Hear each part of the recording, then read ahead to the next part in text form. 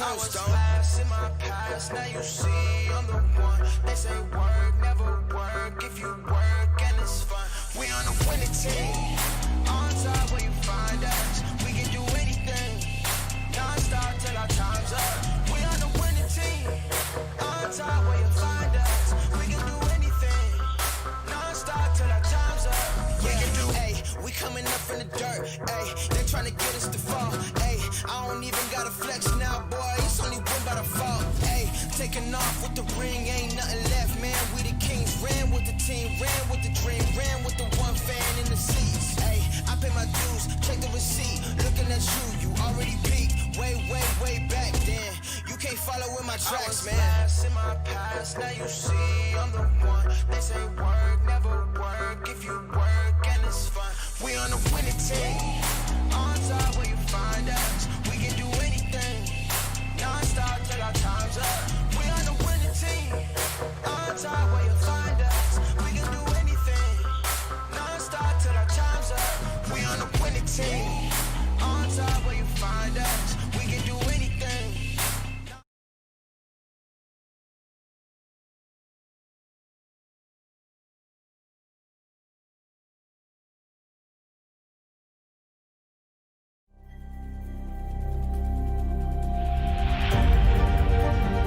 Coming up to the line, being chased, and it was Braden Johnson. Unbelievable finish. It was 1/1000th of a second between them. Green flag in the air. We are racing in the 2020 24 Hours of Daytona. They go door to door for the feature race lead here on the last lap of the race. Side for the race lead in the final corner at Homestead. Down the back straightaway, 3 wide again for the race lead. This is unbelievable stuff here tonight. Loma is going to have to be very deep on the brakes, and he is very deep on the brakes. It's side by side through the corner. This is for the win. It'll be side by side. Davies low, Ottinger high. To the very inside is Garrett low. 4 wide at the stripe.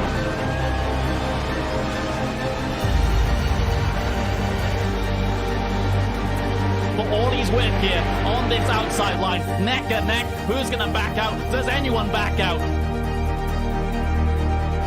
Verstappen starts to squeeze on the inside, and now he'll try and straight line it. Goes under the apron. Drag race to the line. It's so close to call.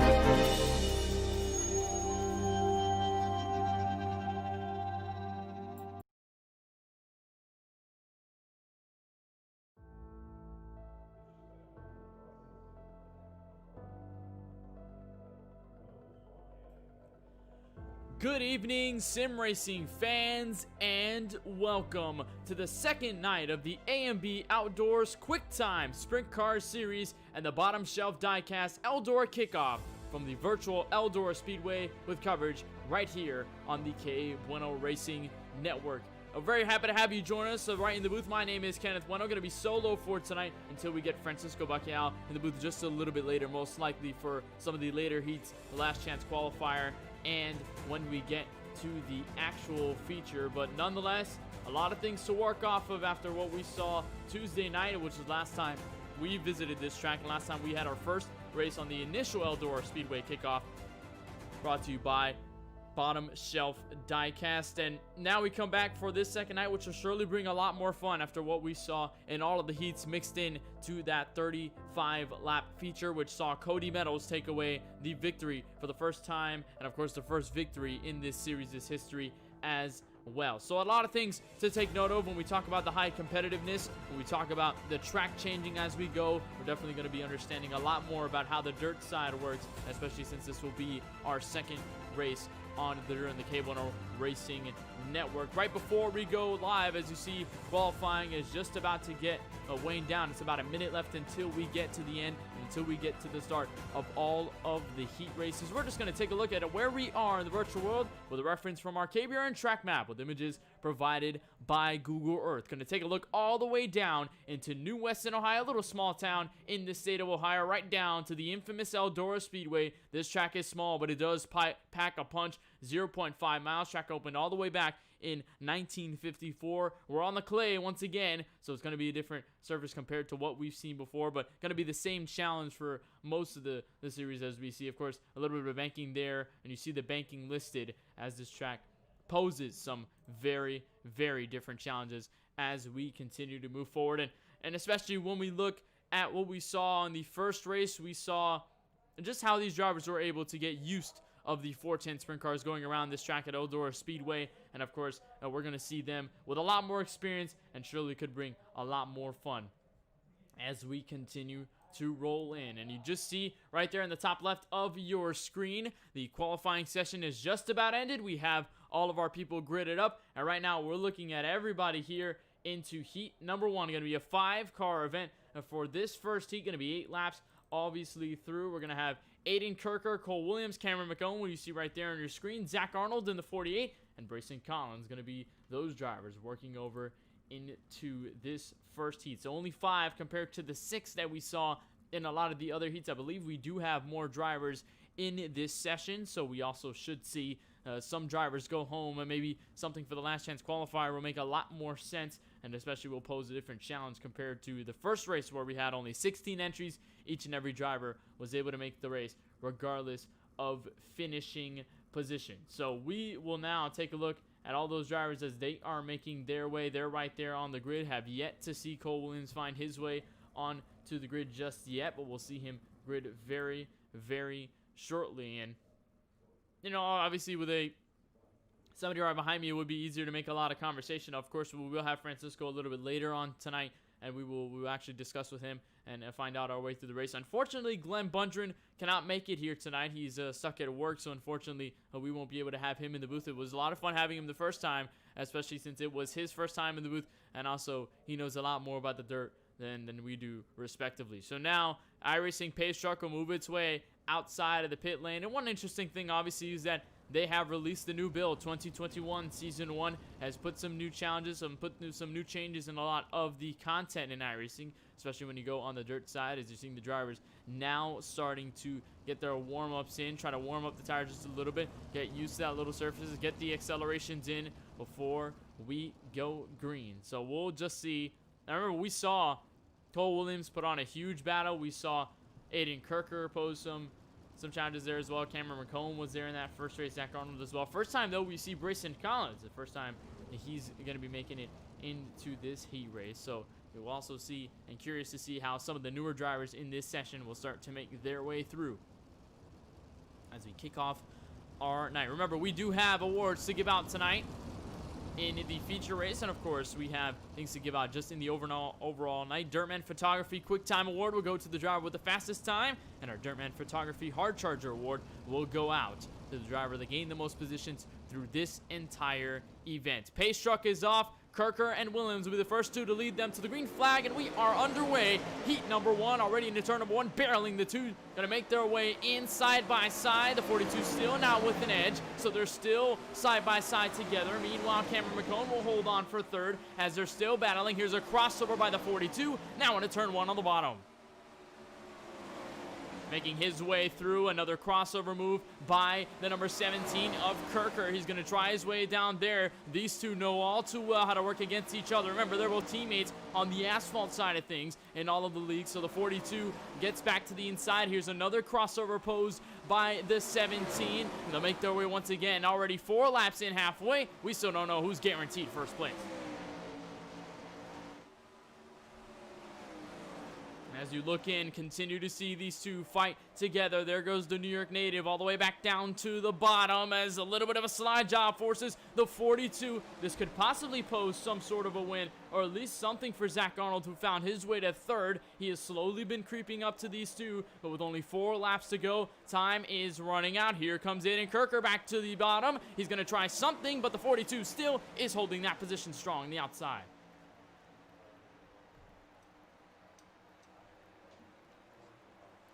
Still there on the bottom, might have some sort of clearance for the 42, so Cole will take 2 laps to go from Eldora, heat number 1, as he will pose for the race lead. Too far back to Zach Arnold, but was somewhat in striking distance is that number 17 of Aiden Kirker. Gonna find out the white flag. Heat number 1 most likely could go to Cole Williams, but right now that 17 pose for looking at a last charge effort into turn 3 and 4. Gonna find their way, sling the dirt, enter into turn 3. It might not be enough for the 17, and the 42 of Cole Williams will win heat number 1 for tonight, and he will advance, of course, to the feature event.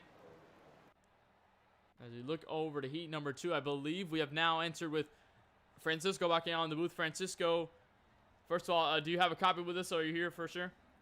Yeah, I'm here. All right, Thank you. well, all right. Well, we do have Francisco now in the booth, so he at least will be joining us for the rest of the heats on. Only missed about 1 heat and at least some of the intro. So obviously glad to have you. And I did mention at the top of the show that we were going to have a lot more to look at, or a lot more to take note of tonight, because obviously we got through that opening race. We saw exactly how great that was, how fun it was, and just how these drivers are able to work around each other over the course of that 35 lap feature. Is there something to look forward to now, at least a little more? Is there some things we've yet to really find out yet on this side? And now that we've had that first opening race out of the way, and now we also have some new drivers in this mix as well. Yeah, there's a couple of things to look at, but first of all, thank you for having me up here in the booth, and I'm glad to be bringing to you this race here tonight to all of our viewers. So let's just jump straight into it. You mentioned that maybe we'll be seeing a couple things that are either the same or different from what we saw on Tuesday night's broadcast, and that could be the same. And that could be true in the aspect of we're seeing different drivers that were here tonight that weren't here on that Tuesday night race. You see on that front row, actually, I believe that actually, no, I'm not on the front row, but in that first heat race, there was a couple of guys that were, and I believe 5th place starter, that number 15 is somebody we did not see on Tuesday night. But for the most part, the same group of drivers that were there on Tuesday night are here tonight. I was able to catch the end of that. Cole Williams and Aiden Kirker battling for that heat win. So I think generally people that were there on Tuesday have learned a little bit of what the racetrack, how to race one another. So that's going to definitely play a factor into later tonight. But of course, it'll come down to the track conditions and who can master it when it's at its best. As the pace truck is getting ready to go off, and we're going to go green here. Feature winner Cody Meadows will lead this field to the green flag in heat number 2. Again, 8 laps to go through before we are said and done, before we get all the heats underway, and before we get to that LCQ. Looking battle for second as now the 127 of Jesse Atkinson. We have pretty much seen all these drivers in the feature race. Practically none of these are new drivers. The only new one we have seen so far was Grayson Collins in heat number 1. So Zachary Cox all the way back there. The 127 of Jesse Atkinson and Marshall Ryder, they're going to make contact behind, but they're still going to be good as Marshall holds on for third. Meadows still ahead. Close call for those in the back, but Cody Meadows taking off right where he left off from Tuesday night in the lead. He's looking like he's in control of this race, but I wouldn't give it to him just yet, as that 23 of Cuddy is close behind, as there is a battle for third on the racetrack right now. You see those two battling away, and the top 4 are pretty close to one another, so any slip-ups by anybody could result in the 4 of them being nose to tail. So it's a good race so far. We see as he's trying to get a slide job, but he's going to fail a little bit there. Remember, these guys are high finishers in that feature on Tuesday night. Of course, Cody Meadows was the feature winner, so he took away $5 and he captured the first crown, at least in this first race for this A&B Outdoors QuickTime Sprint Car Series season. Marshall Ryder, who finished third, who's third right now in this second heat, he took the Hard Charger Award, and he also put up a potent fight all the way to the top 2. Jesse Atkinson there as well. All these drivers could be at risk as they're still side by side for that podium spot, but meanwhile, Cody Meadows has practically run away with this. There's been no contention to that number 88. He's going to work around turn number 4, the white flag in heat number 2. Cody Meadows showing that he is strong on the dirt side of things, as he is dominated basically that first race along with Caleb, and here he is in this second heat of tonight, and he's going to capture another win, winning the second heat here tonight. So he'll take the win. There's Zachary Cox finishing in 5th. He will occupy the final position. Marshall Ryder, though, fell down to 4th in that as Jesse Atkinson took over 3rd. Willie Cuddy held on for 2nd place. This will be our 3rd heat of the evening, and also some new drivers to be looking at. I think only just one, or actually no, we've seen 2 in this 3rd heat, as you're going to look at the drivers all the way down to the grid right behind the iRacing official pace truck. Caleb Morrissey, which we did see in that feature race, he put up a fight. He, for the race lead on Tuesday night, so he will be back in for heat number 3. Going to be looking strong from the front row, right alongside Josh Patterson, the 02. We also saw him on Tuesday night, but then we look back. Shane Mantova's joining us once again in 3rd. Paul Granado, who's a new driver, going to be 4th, and Lane Stevens, who registered, but I believe he's actually not in the session, at least he's registered, but he did not start, so he will be 5th. Most likely will find himself into the LCQ for this Eldora Kickoff 2-nighter, and obviously way different from what we see, Francisco, in terms of the asphalt side, where we usually just have a one and done. We saw a doubleheader at Dover in the LWC NASCAR Cup Series, but here in the World of Outlaws, or at least in this series specifically, you're just having nights after nights. You have more chances to redeem yourself if, let's say, you didn't have such a great race on the first night out in the first track. Yeah, that's the beauty about this dirt racing series. You'll have the heats where you can get a good win there to advance to the feature, win a feature race, and there's more nights of the week that you're typically racing. As you've seen, Kyle Larson this year captured, I believe it was 44 wins on the dirt side when he started racing dirt again, I believe around the June part of the year. So in the last half of the year, he really got a lot of dirt wins, and we see the skill in him as the green flag waves, and we got these drivers going out for 8 more laps. 8 laps here to decide this heat. It was an easy move, though, for Josh Patterson to find himself to the front as Morrissey kind of snuck back for second. Also, one thing to note as we are entering and marching into this second night at Eldora for the Eldora Kickoff, there will be double points. So this is a lot more on the line compared to what we saw in that opening race. It'll follow through to most of these races throughout the season, especially when we move forward to Volusia and the Florida Nationals in a couple of weeks' time. Meanwhile, look at the battle lot number 3 for heat number 3. Contact between the 2 leaders as Patterson will wiggle up and the number 6, Morrissey, will take control. Still side by side here. Patterson's going to have the run on the outside as the outside's coming in, but he's going to get into the wall there. That's going to lose enough momentum for Morrissey to take the lead. Patterson trying to look on the bottom. They're going to be side by side going into 3. Patterson trying to slide up, but it won't be enough. Caleb Morrissey, the second place finisher of the last night of the feature Tuesday night 3, takes the lead.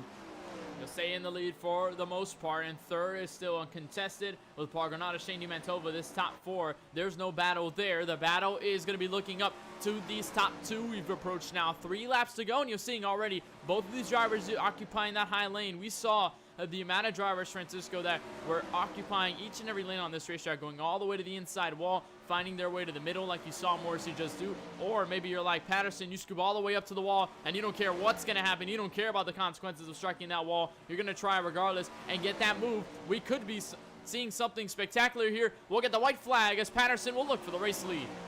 Patterson's going to have a shot gotten down here in turn 1. There he goes. He's going to try the slide job on Caleb Morrissey. But here comes Morrissey trying the crossover side by side into 3 and 4 for the final time. Going for this heat win. Morrissey going to try and slide up. Patterson's going to have the run, and it's Patterson. Patterson gets it by 0.010. That's the margin of victory in this 3rd heat. And again, we see another fantastic heat to move on. Like we saw on Tuesday night, Francisco. Obviously, we saw Cole Williams battling for the win in that heat on Tuesday night. See another fantastic one here on the Thursday. Double points on this one. Gonna find our way into this 4th heat. 4 drivers. Once again, our 5th driver obviously not making it here tonight. Parker White will be on the front row with friend Brady Weileman in the 51. Richard Kirker, son of Aiden Kirker, will find his way to 3rd. And 4th will be a new driver joining us tonight, Joseph Youngkin. So he will be at the back in the 81 machine. So good to see some of the new drivers making their way onto this field, and we'll find their way here. By the way, why we're gridding here, Francisco, you know, looking at just what we've seen, at least for the most part, and just how different this will be, as you see the 51 kind of toggling there with his wing. Also, the wing adjustments. Adjustments going to be made here tonight. I know there's fixed setups, but you can still tinker with some of the things in this race car, including that wing. A lot different from what we see at the stock car side, where you can just kind of change steering ratios, but that's only something you can do in the garage. You can't do it while you're driving. And meanwhile, as in the sprint cars, it's kind of a lot more to maneuver with when you have a lot more to work with behind the wheel while you're still kind of tackling all the cars and going through the dirt. Yeah, you make a good point of that. They can change the wing, and the drivers can do that. But in other racing series, we've seen that they can change it in the middle of the race, but more of the pit crew. So in the IndyCar, if you want to make a wing adjustment, you have to do that on a pit stop. Same thing with a Formula One race car. You want to do that on a pit stop. These guys are able to do that while in the car, and you typically want to adjust it to where it's going to be good for the track conditions and which line you're running, because a different wing setting could help you in a different line, and you usually will do that depending which line's doing better or which one's working for your car and that really comes down to the driver itself. So these guys will be working different wing levels, and we'll see. We won't see the actual levels themselves, but we'll see the drivers making adjustments, changing the wing levels, changing their line to see which one helps them go the fastest. So that's an interesting aspect that I didn't really know of, but now that you mention it, it actually makes a lot of sense. And that was the best explanation I think I could come up with. So we see Parker White, Brady Wildman, two good friends. They're on the front row of this fourth heat, I believe this is, before the LCQ. So we'll see how they race each other here, as long as with these two other guys of Richard Kirker and Junkins in the 81. So the pace truck's going to go off, and we're getting ready for green. Back up to the green flag, heat number 4. Parker White will lead the way. Brady Wildman will be second. We'll see if we have another battle there, but Wildman already struggling. He'll get into Junkins, and there'll be contact between third and fourth. They will luckily find their way with minimal to no damage, but it will be second thrown away for Brady Wildman as Richard Kirker, mind you, he will be up to second, and he'll try to chase down your race leader, or heat leader at least, in this 8-lap heat. Remember, we got just a couple of these heats before we get to the LCQ, and we could possibly see one driver or a couple drivers get taken home tonight before we get to the feature. Meanwhile, still Parker White up front. He's going to be using the high line, still commanding over Richard Kirker by about a second or so. Yeah, Parker White in the lead. Richard Kirker up in second place. Aiden Kirker finished second to Cole Williams in that exciting first heat. So I think Richard will try to do one up better on his son, but right now Parker White opening up that lead to almost about a second right now as we reach halfway through this heat. So still going 5, about 4 laps to go here from Eldora in this heat, and still Parker White commanding by 0.983 seconds. If you look to the battle for third, it is still non-existent. Brady Wildman found his way around Junkins, and now he just has to try and chase down the number 93 of Richard Kirker, who's trying to hold on to his race car and try to find out what he can do to get up to Parker White. And this one looks fairly uncontested from what we saw in the previous heat, or at least some of the other heats where we saw a lot of the drivers battling, especially when you go to first and second. This time it is not the same way, but Parker White, the main native, will find in a 3 and 4. He'll take the Bunger machine one more time around Eldora in this heat. An uncontested victory here for Parker White. Should he bring it home for the final half lap? He has about a second and a half on Richard Kirker. Brady Wildman looking to take the third place finish. You see a little bit of sideways there, but nothing to be concerned about. Parker White taking a comfortable win in this fourth heat. So Parker White will take the win in heat number 4. And we are going to find ourselves into, I believe, the LCQ. So Parker will take that. Actually, we will be in the LCQ. 7 drivers here. I'm not sure which one will go home. I believe some will go home, but we will find our way. There's a lot more drivers in this heat, a lot more of the action to cover as we move forward. This is your grid. Brayson Collins, Marshall Ryder will be the first row. Shane DiMantova and Joseph Junkins, who we saw in that previous heat, will be into row number 2. Then Cameron McCone, Zachary Cox, and our final driver should be Lane Stevens, but I believe, according to him down in the chat, he cannot load into this race, so he will effectively be out in this Eldora kickoff for our second night here on Thursday, December the 10th. So we'll find our way with about 6 drivers on the grid. Nonetheless, still a good amount, still more than what we saw. Actually, the same amount that what we saw in the heats on Tuesdays. So possibly could be a lot different. Francisco, your thoughts on this grid specifically, and who we could see go to the top here and take over the move into the feature event? Well, Marshall Ryder was looking really strong towards the end of that Tuesday feature. He finished third, and he was really quiet that night. He did start 11th after making it through an LCQ, so we'll see him in an LCQ once again. This time he'll be in that second position, so look out for Marshall Ryder, and don't count out Shane DiMantova in that third spot.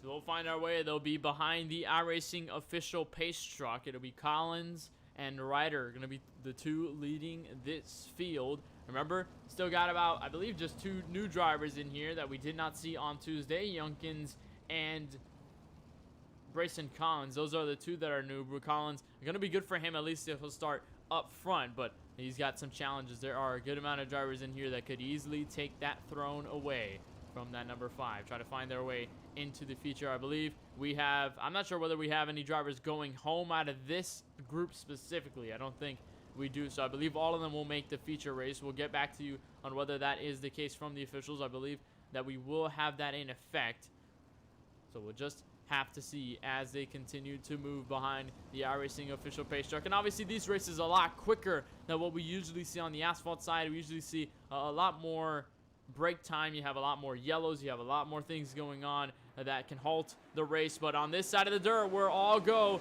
and no brakes. So lap number 1 out of 10 will start in this LCQ with Brayson Collins at the head. There comes Marshall Ryder. Shane Mantova try to look to the inside. Here comes a 75. Contact. Huge flip around for the number 75. D Mantova with the lead, lap 1.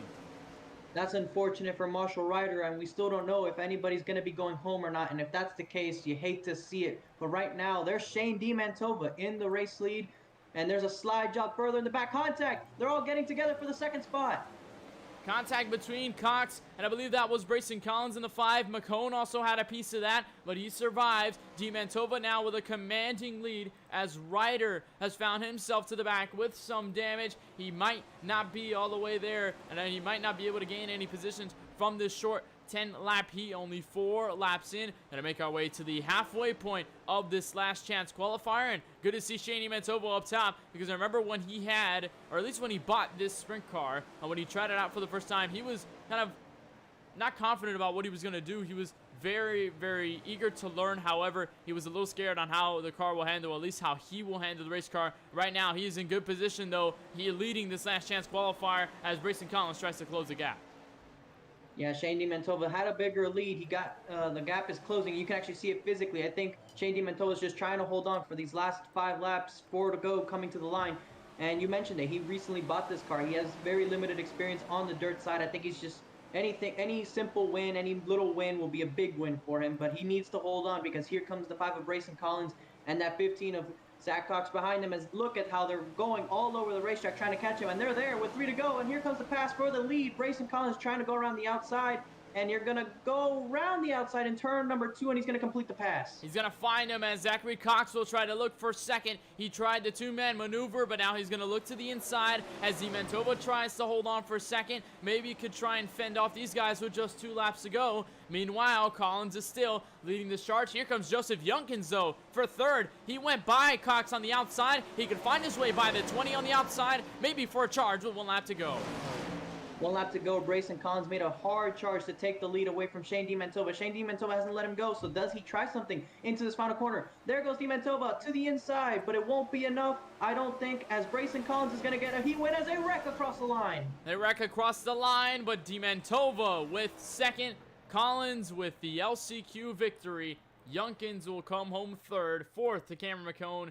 5th to Cox. Unfortunately, 6th place for Marshall Ryder. And I think, actually, considering what we're seeing right now on this grid, Marshall Ryder has just gone home. So the driver who got awarded the Hard Charger Award by Dirtman Photography in the first night will not be here in the feature for the 40-lap event. I'm here at Eldora Speedway. Gonna take our moment and thank our sponsors for this league at Bottom Shelf Diecast. A diecast made at the high quality that you can see from a lot of things from Lionel. Very, very good quality from them. You can visit them on Instagram at Bottom Shelf Diecast. And you can look at all their content, everything they offer for you that you can find on their Instagram moving forward. You see the fire getting shown off, and you see the grid laid down for this 40-lap feature event. It'll be Cole Williams, who won heat number 1 at the top. Cody Meadows, previous feature winner last Tuesday, or he will be second. Josh Patterson will be third. Parker White 4th.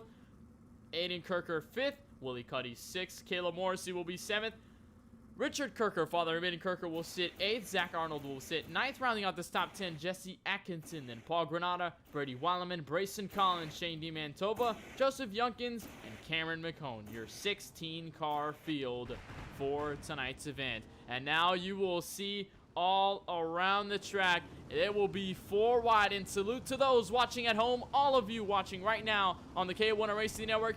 This is for you. These are some of the best on the iRacing service, some of the best through the dirt, and in this league they will provide the best racing and the most high quality, entertaining events from here at Eldora Speedway. This is the AMB Outdoors QuickTime Sprint Car Series. Beautiful sight, Francisco. We're moving forward to this feature. Your thoughts on what we're going to see tonight? A beautiful sight indeed to see everybody go 4 wide. We're coming to the green flag. We could see some exciting racing if the heats are anything to go off by. A keynote, we did not see the 42 of Cole Williams and Aiden Kirker too long in that first race that we had on Tuesday night, and we didn't see Josh Patterson at the event at all. The green flag is out. We're getting ready for the feature here tonight. Green flag in the feature, 40 laps to go through tonight before we end up with double points awarded for each and every driver. So far, Cole Williams into first, but you saw Josh Patterson made that move eagerly for second as Meadows falls back to third. They are battling fourth on back as the New York native Aiden Kirker tries to fend off Morrissey. They're side by side. Every minute of contact, it's a hornet's nest for second on back. A big battle for second place. Josh Patterson is going to lose out to Cody Meadows, the winner of the feature from Tuesday, and there comes his runner-up finisher, Caleb Morrissey, trying to take over that spot. He's going to make a huge dive, but it's not going to work. Cody Meadows will take over the second spot. Josh Patterson will stay in third as Cole Williams now extending his lead. And these are two guys, Patterson and Williams, that we've seen a lot on that oval side, and they're out here on the dirt side having some fun. And there's Caleb Morrissey trying a slide job once again on Josh Patterson, but that won't work. So they're single file now. They found their way through. It might not be enough for single file for third as Morrissey tries to look to the outside. He'll take back third. But meanwhile, you saw Williams with just a short advantage. But now a caution waves on the racetrack seems to have involved. Or maybe some of these drivers near the back. I believe Collins might have been involved as he had some words to say, I believe, down there. As we'll try to see what happened on this replay here, try to find out what the cause of this yellow flag was. We'll look over, it might have actually started with Shane DiMantova possibly up to the front of this field, or at least through the back of this field as it'll cycle around the right way. Try to find our way around. Actually might have started there as Brayson Collins there's the 81 got into him, but I think at that point the caution came out. So I believe it might have been Shane DiMantova who got around as he's sitting last right now. You see him all the way to the bottom, and this is what he was seeing just before this yellow came out. I think he might have just went around, might have had some contact. I'm not sure. Actually, there's contact with Richard Kirker, and Cameron McCone gets into him, and then Shane DiMantova goes around. So that is the cause of this yellow, and he will be all the way in the back of this field once we move our way through. Yeah, I was looking at that first replay that you showed, and I was wondering, I didn't know why they called a caution on that, but then you showed Shane DiMantova going around, and then that made a little bit more sense as to why the yellow was called. But you can see yellows don't count here tonight once again, and they quickly sorted this out. They're double file once again as we're going to get ready to go for the restart. You see Cole Williams once again in lead, Cody Weddow's there in the second place on the outside. As the green flag is waving, we're back underway here at Eldora. Back under green from Eldora. It's all Cole Williams still up through the front of this field. He had a short charge by Cody Meadows before it got tingled by that yellow flag. He'll have another shot though, but maybe one at a pressure behind with Caleb Morrissey looking on the outside, and you're seeing the different lanes these guys are using. Remember, in that feature race on Tuesday night, you saw drivers immediately go to the bottom, right to the inside wall. This time it is the complete opposite, all the way to the outside wall, and it is working for Caleb Morrissey. He's going to try to find his way to the lead on the bottom with a crossover. He's going to try the crossover right there, but it won't be enough. And you can see Caleb Morrissey made a power move on the outside of Cody Meadows, saying, yeah, that's from Tuesday night. And here he is challenging for the lead once again, but this time on Cole Williams. Cole Williams goes to the bottom, and look at this run by Caleb Morrissey, who has to check up for him, but they're going to be side by side into 3 and 4. A slide job by Caleb Morrissey, and here comes Cole Williams trying to cross him back over. Some fantastic racing as Caleb Morrissey will take the lead at Eldora. Crossovers in the shades of Allen Iverson. It is working for Caleb Morrissey. He'll find his way to the feature lead on lap number 9 of 40. So a long way to go. Cole Williams will fight and hit the reset button. He might be under pressure, though, from the guys of Cody Meadows and Josh Patterson, who are still neck and neck for that third spot. Meadows into the wall. Here comes Patterson to the low side. Maybe not enough. He'll slide up to the outside wall. Morrissey holding on for this lead. And if you notice, if you look at this racetrack, everybody's ripping the outside wall, basically. And if you look on the racetrack, what that's done is that it's created basically 2 lanes. Nobody's going to run the middle because there's that dark stuff that we saw also happen on Tuesday night. As the race continues, it'll only get worse and worse. So you really only have 2 options. Oh, as Josh Patterson gets into the wall, it looks. Patterson got in the wall. He's okay, but now yellow comes out. I believe there might have been a wreck ahead, or a wreck a little bit further behind, as Shane DiMantova was once entered again, and Willie Cuddy's in the garage on the pits. We'll find a replay. We'll take a look at what might have been the cause of this incident. I believe it was also once again Shane DiMantova You're going to look back at what this was. This is Shane Mantova in the green car. He was the cause of the first yellow after contact with Richard Kirker. This time just got loose on the race car and just hit the inside wall. Tried to find his way off of the racing line. And I'm not sure where Willie Cuddy found the garage. I think he found that a while back. He's currently 8 laps down on the track. So we have Shane Mantova back the cause of the yellow once again, as we're on at lap number 12. Remember, in the dirt events here in the A&B QuickTime, or the A&B Outdoor QuickTime Sprint Car Series, the yellows do not affect the amount of laps we go through. So when the yellow comes out, the laps are frozen as well as the field. So we won't go through laps under yellow flag conditions. The only way laps can be completed is only through the green flag, and while we're under that green flag. So Morrissey took over the race lead. That was, I believe, our only lead change so far in this feature race, as Williams will look to second, Atkinson third, Meadows in fourth, and this could possibly give a good amount of a reset for a lot of the drivers who found their way behind these two up front. Could find their way and make a charge like we've seen before. That's why they call it a restart, so you can press that reset button and get ready to go once again. Packs up the field. You see everybody double file going through 3 and 4. The pace truck has its lights off. We are going green flag racing this time. And you see in leading the race and in third place, the 2 main contenders that we saw last week, green flag is out, and they're going to get to 1 and 2 here as Cole Williams does not get a desirable start. And there goes Cody Meadows. I did mention that a driver could find their way on this restart and try something else to challenge for the guys in first or second. It has already happened for second and third. Williams falling back to fourth. Contact as Williams goes around. Huge crash on the outside fence. Caution waves, lap number 14, as a skewed race car for the number 42, the driver who started on the front row in this feature event. We'll look once more at what happened there, but you saw it in the forefront of everything as he was looking. There was kind of a pressured moment between him and the 127. There was Jesse Atkinson, and this was the move up to the top. I believe he tried to find space between himself and the 127, and it was not there. A huge hit from Parker White, and a wild ride for the 42, luckily back on all 4 wheels. But he will have a bent race car here tonight. You see him there with the damage, could possibly go down pit road, or you see just how skewed that race car is.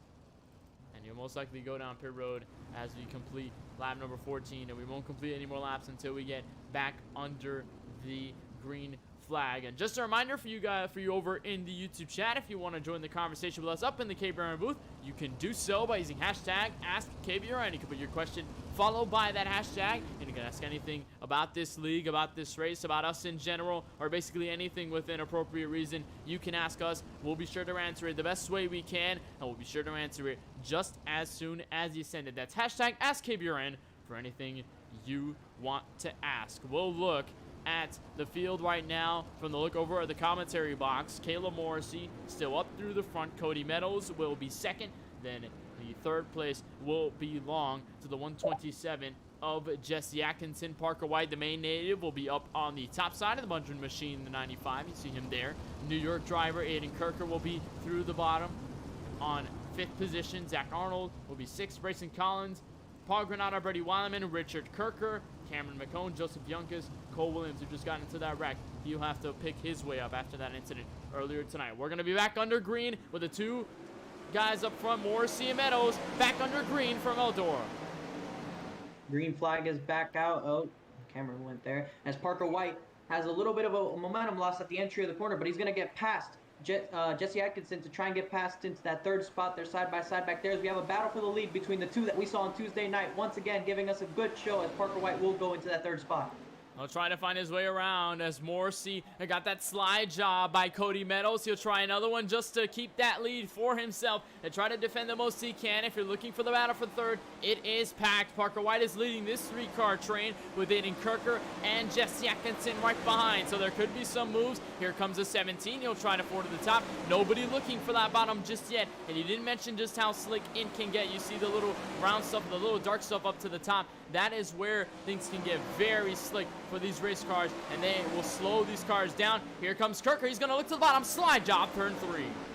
A slide job for P3, and it's going to work as Parker White could not keep the momentum in the center of the corner, as I think he was about to get challenged for the 4th spot, but never mind that, as Caleb Morrissey is challenging Cody Meadows for the race lead as we have a caution on the racetrack. Caution out might involve Josh Patterson as he found his way around. It might have been actually Cole Williams actually still on the racetrack. A lot of these guys still, actually it is Paul Granata in the number 21 machine. He is around on the racetrack, and that is the cause. He stopped there, I believe, just waiting, or maybe his car is complete toast as you saw Cole Williams try to skirt out of the way to get through. He'll refire the engine, get back going. Replay will be coming up for you very, very shortly as we'll see what just happened to that black number 21 machine. And you'll see he was just following right behind it. Richard Kirker, I believe this is for just outside of the top 10. And right there, actually, there was one. That was Cameron McCone who got around. That was Cameron McCone who found his way into trouble. He went for a wild ride. Might have been contact with either Brady Wileman or the 45 right behind, and actually slowed the car down, got hit by the 45, went up and over, and then Paul Granata had nowhere to go down the bottom. He went straight through the middle and got contact.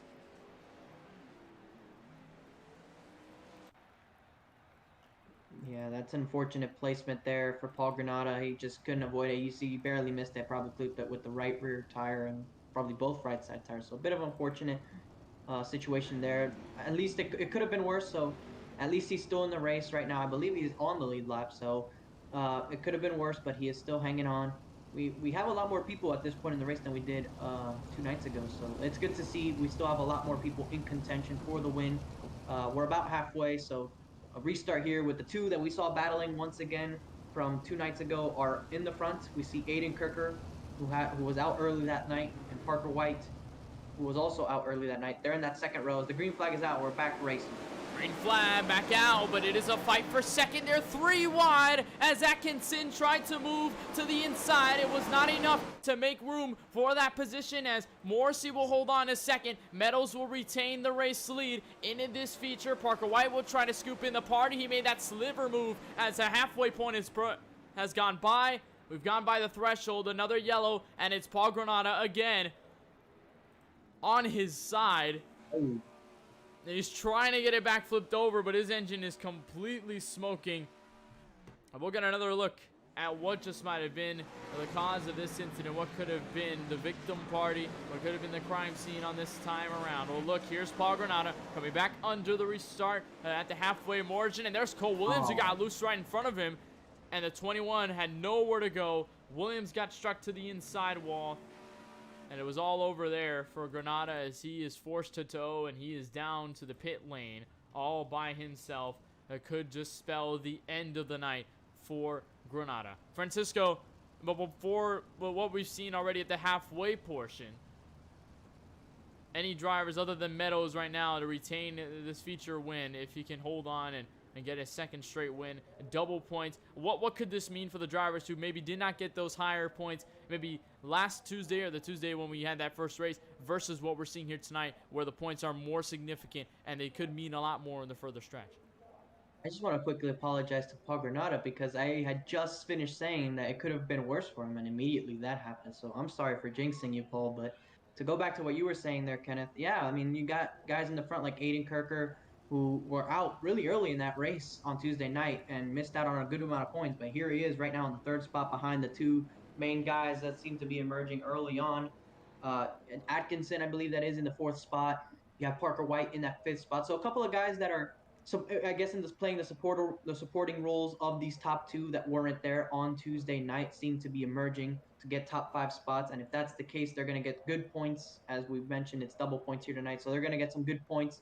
Also, Brayson Collins, Brady Wileman, those guys that weren't there, they're looking to get some good points that they couldn't get at all, really, on Tuesday night. So Pace Truck, I believe, is going to take another trip around. The lights were off, so I believe it was a delayed green. So I think we'll have to go one more time around before we take the green flag here tonight.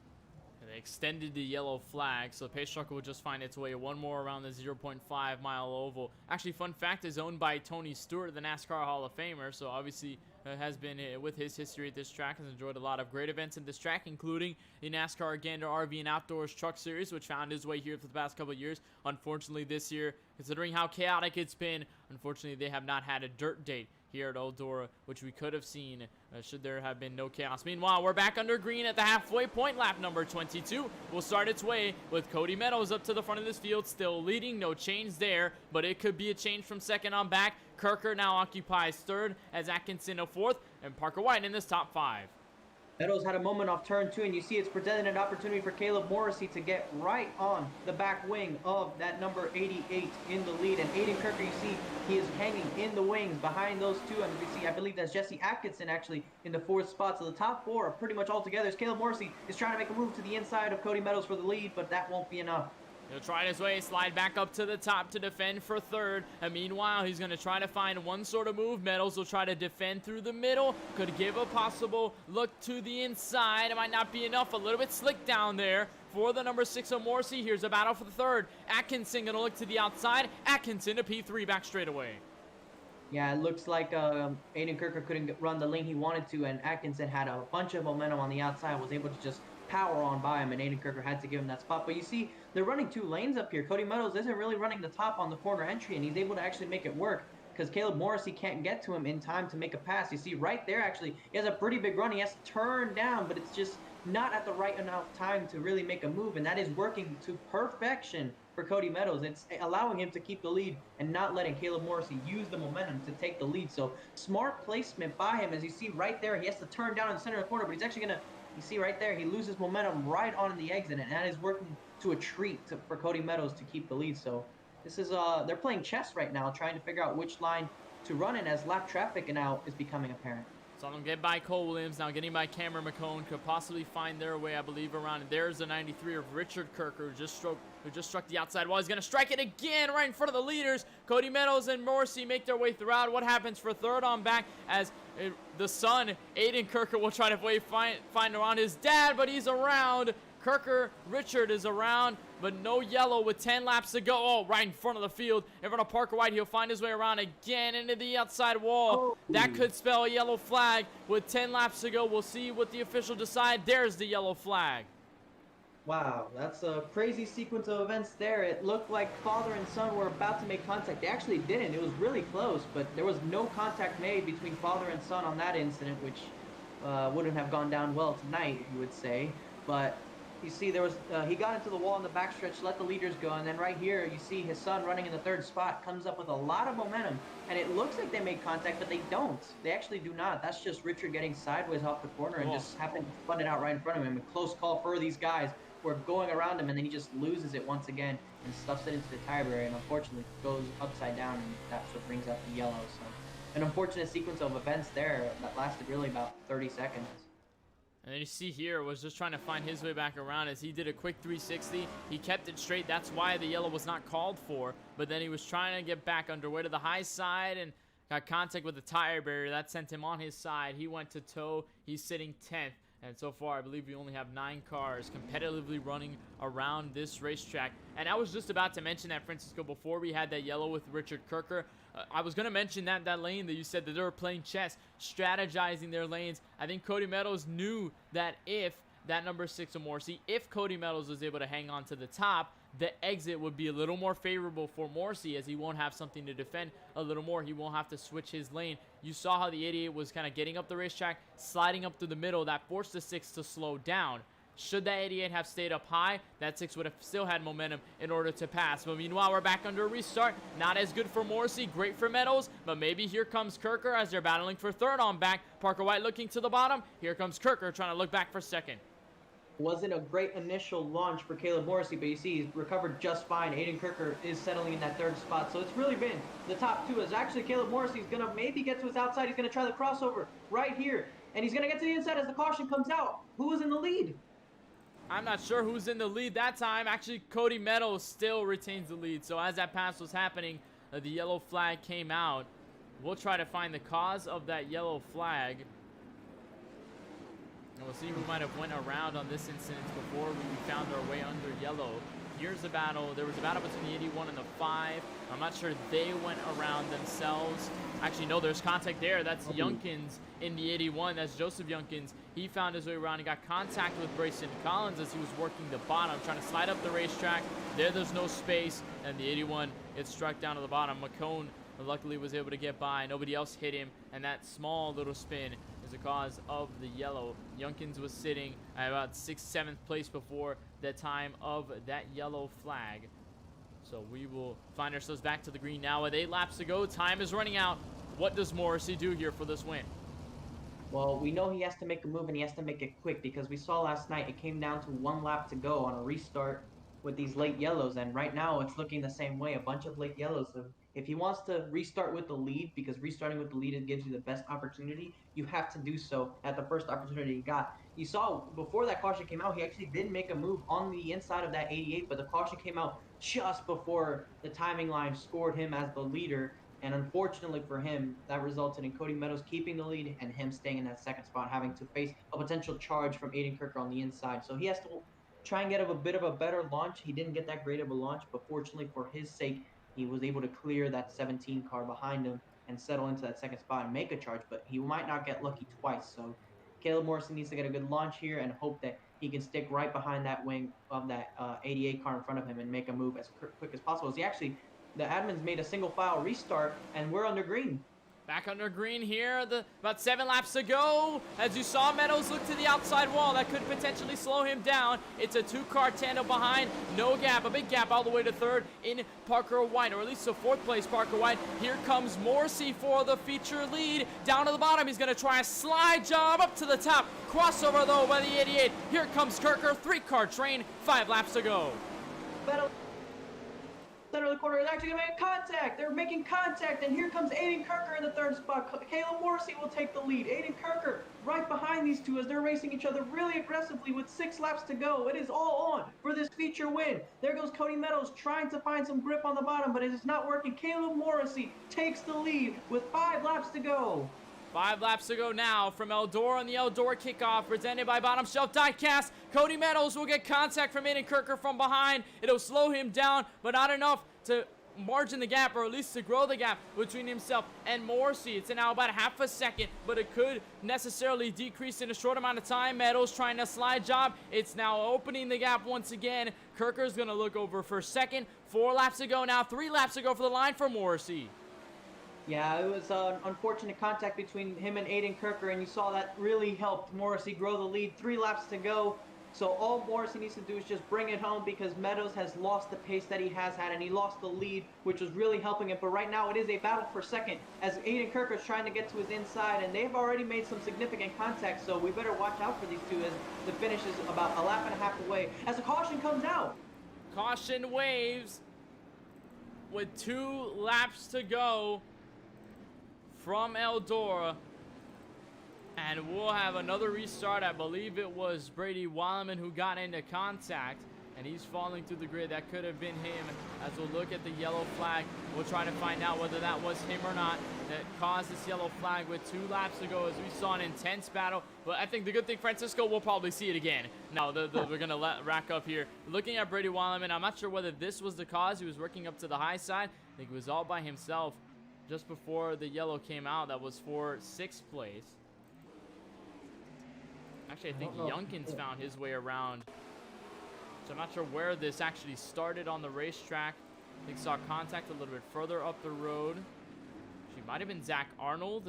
Actually, no, this was slowing down for the yellow flag. So yeah, I'm not sure what happened. I didn't see anybody around, and I don't see anybody significantly stuck on the racetrack to really bring out a yellow, so I'm not exactly sure what the yellow was called for, if I'm being honest. But under the yellow flag we are, and that means we will have 1 lap to go in the race because of the way the restart works with the amount of laps we have left and the way we don't run the laps of the race in the under caution. So right now in live timing and scoring, we are actually 1 lap from green. So next time around, these guys will take the green and the white flag together, and right now, Caleb Morrissey is in the best position to win this race. All he has to do is have 2 solid corners, and he comes around to win the feature race. So it's going to be a 1-lap dash to the finish and 1 more shot. Maybe a couple of shots if you count 3 and 4, 1 and 2 as separate. So maybe 2 separate shots to find their way to the feature lead and the feature win to cap off this Eldora Kickoff presented by Bottom Shelf Diecast. Here we go with 2 laps to go. White flag, now contact. two leaders. Morrissey around. Meadows will hold on. Kirker will have one more shot down the bottom. It might not be enough. Cody Meadows will sweep the Eldora kickoff and win here in the AMB Outdoors QuickTime Sprint Car Series as Morrissey endures heartbreak at the reins as he went around with contact on the white flag as soon as they were entering 1 and 2 down the back straightaway. Meadows, your winner tonight. I'm not sure how that one's going to boil over. Caleb Morrissey had that one won, and then in 1 and 2 they made some contact. Let's look at that again. On the restart, you saw the 88 was really trying to get going. He was trying to get to his inside so he can time that restart, and he did a great job of that for that matter. But Caleb Morrissey went to the middle and right there allowed the 88 to slide up, and yeah, he just kind of slid up right on him. I don't like that one, but it's racing for the win at the end of the day. You see Morrissey, unfortunately, it looked like he was going to have that win. Unfortunately, it did not happen, and he lost to the hands of the guy who won on Tuesday night. So 2 wins in a row at this track and on this broadcast for Cody Meadows. Aiden Kirker finishing second, and Jesse Atkinson rounding out the podium position. So another thrilling finish here tonight, Kenneth. There's Cody Meadows. He found his way right there to the Eldora little victory lane circle there. He'll find his way there to the top and celebrate as he wins 2 nights in a row from Eldora Speedway. We'll take one short break and we will be right back with more coverage on our KBRN post-race coverage brought to you by SDC Live from the virtual Eldora Speedway. After we capped off this sprint car race tonight and our 40-lap feature, we'll have interviews with the top 3, some recaps, and more moving forward to the Florida Nationals in a couple of weeks. Staying tight, we've got a lot coming more up next.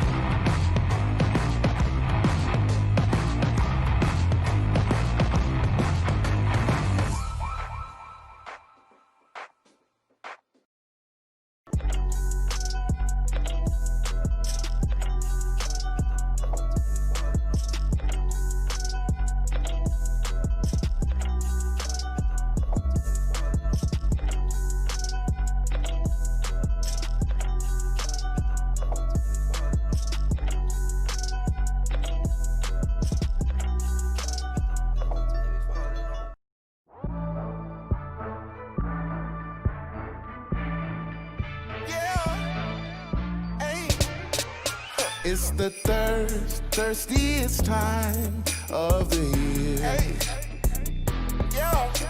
I have just one query.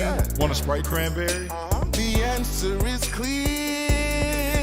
It's the thirstiest time of the year. Sprite, let's go.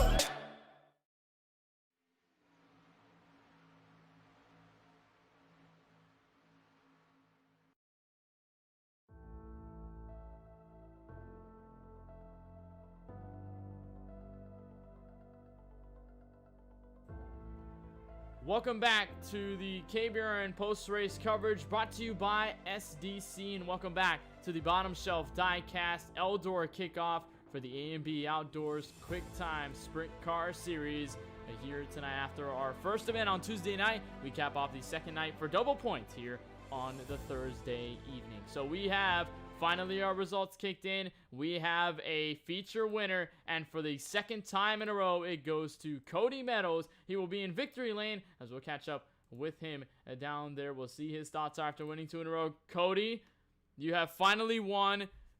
Again, you won the first time on Tuesday. You pick up the win on Thursday. Now, I want to talk about that final restart. It was a one-lap dash and quite an odd yellow. I'm not sure where it came from, but as soon as it came out, you had just a little bit of time to make forward one single move to get around Caleb Morsey. What was going through your mind about how you were going to try and get by Morsey and how you were going to plan this out so you can take a second win in a row tonight? Okay, so I knew immediately if I could do it, I could get a good slide job on him off the restart, because I knew there's that patch of grip right there below on the left side of the track when you're doing the restarts. And my head was like, yeah, I need to get here, do this, do that. And I went to complete the slide job. I knew he was there. I didn't know how close. I feel really bad for that. Like, I'm not one to throw dirty sliders at all, but I asked some of the guys in the waiting room, and supposedly it was like a wrong place at the wrong time thing. But that's one for the books, I guess. Another one, actually. Sir, you get another one after winning Tuesday night. You finally win here tonight, but also coupled in with not only the prize money, you get $5 to $10 now for winning both of those races, but you also extend a points lead. You brought it out the first time after winning in the Eldora Kickoff on Tuesday night. Now on the double point scenario, you win again, and you add a lot more points to what you already had when you added it on Tuesday night. Tell us how much momentum does this bring you and your team now that you guys won that first race? You came back here, you won it again, and now you're going into the Florida Nationals with a points lead and a huge momentum boost. It's great, man. AOD Racing is doing so well. My teammate Zach had actually really pretty better race this week. Me and him both hard charging, going for the championship. Now that we have enough, I guess, so to speak, like shoot, I can't think of the name or the word, but just well, you said momentum. I can agree with that. It's just enough energy to pack us into us as a team to push hard for the win here, the championship, and elsewhere. It's crazy. Certainly will be. You have all that momentum to your side, and you're celebrating here once again at Eldora, going into Volusia, coming into the rest of this season. But before we let you go, Cody, to celebrate once again, twice in this week alone, which people do you have to thank? Any team sponsors, or really anyone you just like to give the shout out and love to for tonight's effort and Tuesday night's effort as well? Well, start off again, AOD Racing for helping me get this far. It's really been an honor to be racing with them. Like to thank our sponsors, Bottom Shelf Diecast, R&B Outdoors, and Dirtman Photography. Again, you guys for coming out, taking the time to broadcast our racing. It's just so much fun. I like to throw out my family too for helping me get enough to be able to do this. It's unbelievable. Well, Cody, we'll let you go celebrate after winning 2 of these races. Congratulations on both of the victories and, of course, on tonight for double points. We hope to see you coming to the Florida Nationals. And, of course, we thank you for joining us. Go out and celebrate, man. Have a good one, y'all. Cody Meadows, your winner here tonight from Eldora. Not only the winner on Tuesday, the winner here on Thursday. Surely a lot to go forward, especially on the positive side for that number 88. We'll look back to P number 2, where you'll find Aiden Kirker, the Iceman, who's trackside with KBRN's Francisco Bacaya. Aiden Kirker, this is Francisco in the KBRN booth. You got me? I got you. We've interviewed you many times on the KBRN network and the asphalt side of things. We are here on the dirt track of Eldora, and could you take us through the summary of your race? It went a lot better than last week's. I think last week definitely had or not last week, sorry, Tuesday nights. last or Tuesday night. I was leading and I got wrecked on a yellow, which sucks. But tonight, the track conditions were not the greatest. They were fun, but they were tough. It was to the point where it was super tough to drive. It was almost painful to drive, but it was still fun to drive just because, I mean, you were all over the wheel on the sprint car, all over the throttle. I was surprised we were able to get it back to second when the track slicked off. It was a pleasant surprise. Definitely a very difficult race. Surprised that